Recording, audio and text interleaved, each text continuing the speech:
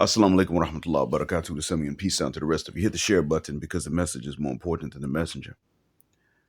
My people, my people.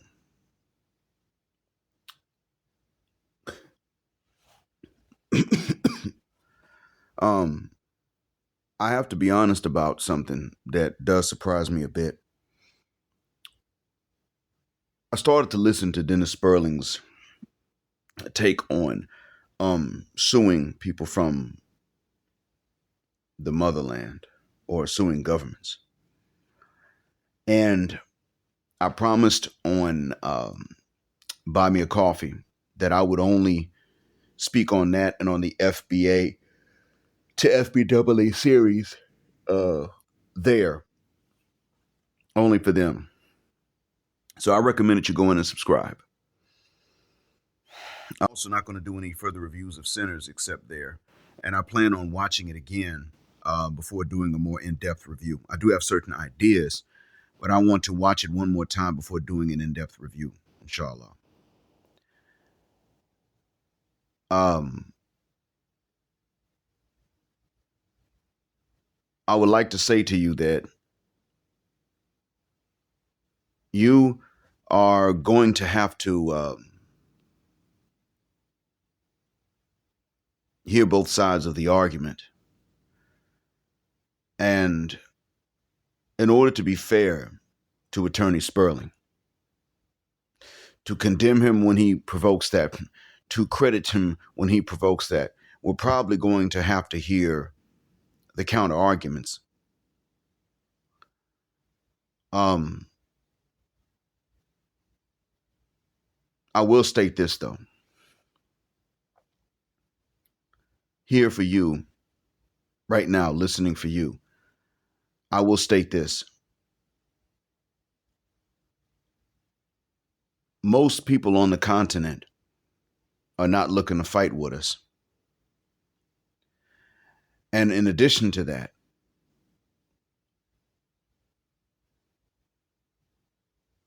most of the continent and the diaspora are beginning to agree on the need to support Ibrahim Traore. I'm not talking about the Algerian government. I don't think most Algerians have a problem with Traore. I am not talking about or with the alliance of the Sahel states. I don't think that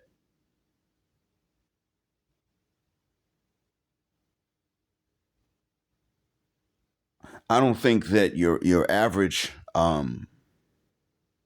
Ivorian has a problem with Traore or with the alliance of the Sahel states. I know that many people in Jamaica are with Traore and what he's trying to do. I know that many African Americans believe that he's on the right track and he's doing the absolute best he can and doing as the Brits would say, a smashing job of that. I want to speak to that in this particular upload in this recording.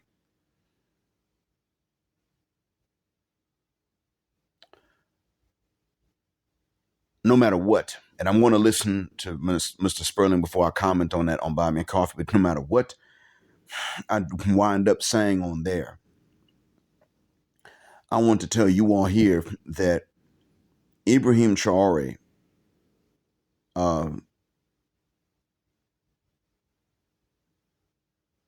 is in fact making the decisions that are best for Burkina Faso. And not only that, but they're the best decisions for other parts of Africa as well.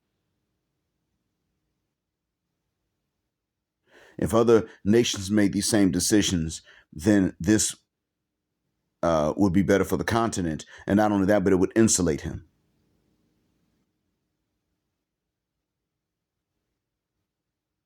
It would insulate every leader. This is necessary. African nations in general are going to have to start looking at their resources and saying, what would this resource cost me if I were going to buy it from you? That's what you're going to pay, cracker. That's what Africa's going to have to say.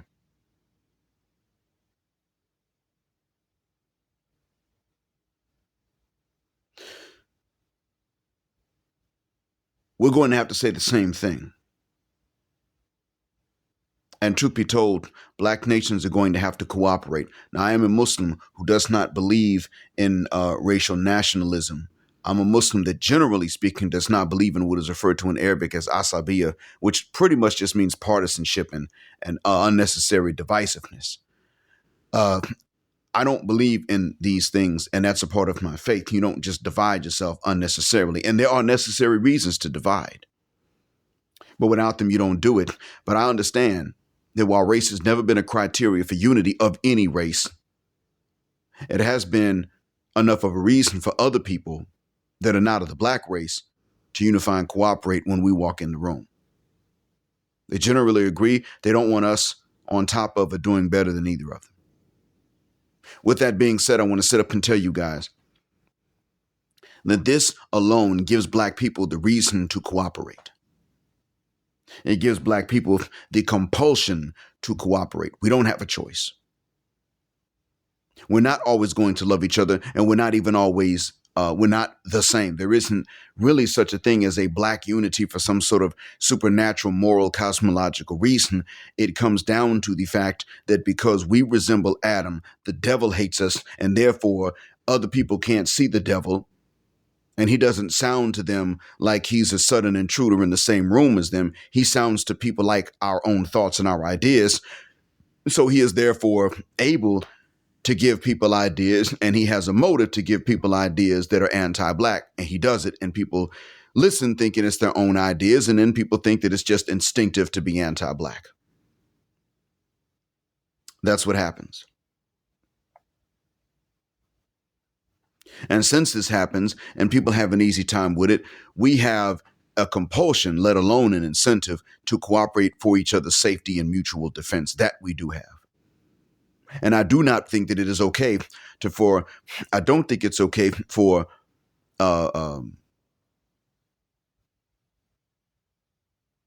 black folks to turn around and try to discredit Ibrahim Traore as a Muslim unless they can prove that he is, for whatever reason, actually not Muslim. I don't think it's okay for them to downplay his religion, just as I don't think it's okay for Muslims that aren't black to try to downplay his blackness.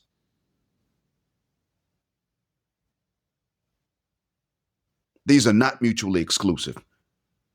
They're not designed to be mutually exclusive.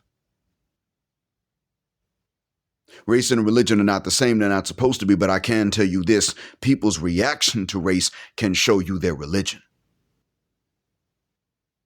It's always been like that. And the other leaders of the other Sahel states, same thing.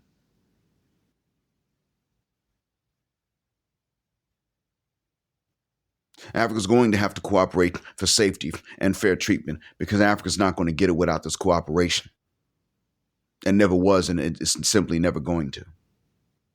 And we've had bits of help from God that we need. France is catching it. France is being made the example of right now. I don't even understand fully why it is, but France is probably being made the example of because France has been one of the harshest, even after colonization of its former colonies. I think that's why France makes it a point. You are going to be you're going to be economically subject to us if you do go free every single mother cuss word time. We won't even sign agreements to your independence without something in it that undermines your independence. And it will always be this way because that's who the heck we are, because we're France. And not only that, but France just goes even further than others in order to oppress. And if Germany had been as big a colonizer as France, they'd probably be catching it right now, too. We see what's going on in France. Power outages, bed bugs. There's always something going on. Hell, France is so much of a colonizer, they turn around and oppress their own citizens. If you can prove paternity fraud in France, so mother cuss word what? The courts are still going to say, no, that's still your baby. You pay up, sir.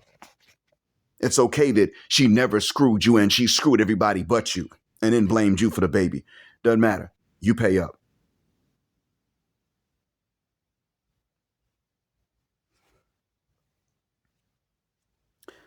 That's who these folks are. If there was a group of Europeans that I think deserve to be put in chains and beaten for speaking their language, it would be them. I don't even react to the sound of French spoken by white folks the same as I do the sound of French spoken by Black Caribbeans and by Africans. They don't even sound like the same language to me.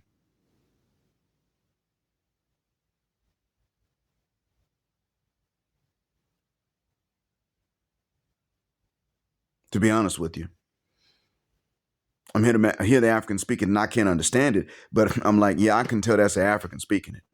It doesn't sound quite as threatening and dangerous. It doesn't sound like this guy's planning to lynch me. No matter how effete we might joke about how the French sound when they speak their language, they still sound like they're plotting and planning to me. It's just a personal bias. It's not always true. But you get the idea. You get the point that I'm making. I'm telling you guys, Africa's going to have to cooperate, and this diaspora is going to have to cooperate. We ain't always like each other, but we will have to be willing to put each other's fair treatment and safety as a common goal. We'll have to do that. Because we got vultures and wolves waiting to do things to us they would not do to other people. Even though they're vultures and wolves, there's still things they're willing to do to us. And it's sad, but it's real.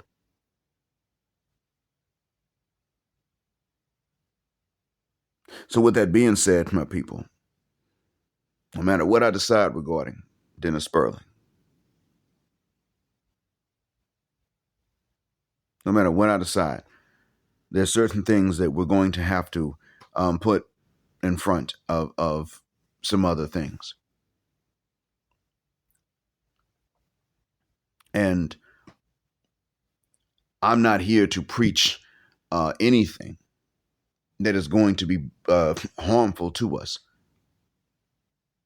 despite what some people think. So despite some Black folks' aversion to anything Abrahamic, so to speak, I'm not here to preach that which is going to harm us.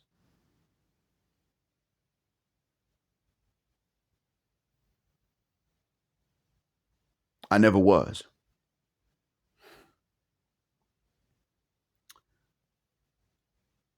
But now I'm going to talk about how we're going to have to cooperate.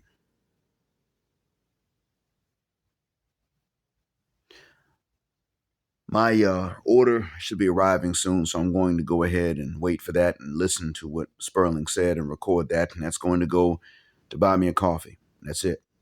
Only there.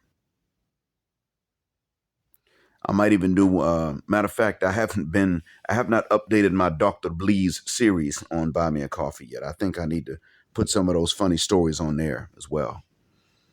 My students have been relatively hilarious lately.